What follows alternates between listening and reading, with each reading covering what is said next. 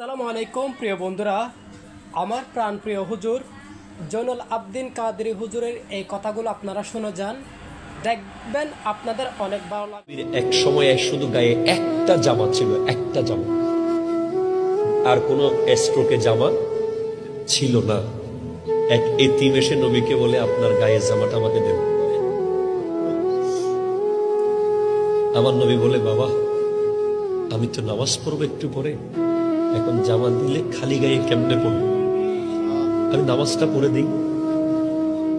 ওই ছেলের মা কাছে গিয়ে বলে, মা নবীজি তো আমাকে জামা দিল না। বলে, উনি দিয়ে দিবে, আরেকবার বল।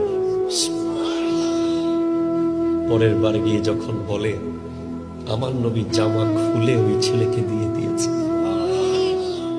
আমার নবী নামাজের টাইম হয়ে যায়, সাহাবারা নবীজিকে খুঁজে দেখে আমার নবী হুজরা মুবারকের মধ্যে এইভাবে বসে আছে। সাহাবায়ে কেরাম এসে দেখে গায়ে জামা নেই। আর আমাদের কত জামা, আমাদের জামা সিরিয়াল আসে না। আমার নবীর গায়ে জামা ছিল না। সিদ্দিক আকবর সব টাকা ইসলামকে দিয়ে ছিঁড়া জামা পরে বসে আছে। তো আল্লাহ বলে, ফেরেশতাদেরকে সবাইকে বলা আবু বকরের মতো জামা পড়তে। ওমর ফারুকে আজম 637 খ্রিস্টাব্দে ফিলিস্তিন গিয়েছিলেন।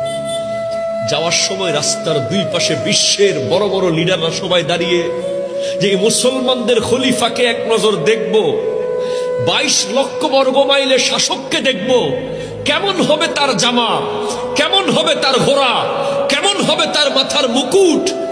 দেখে ওমর যেই জামা পরেছে, গোলামও সেই জামা পরে না।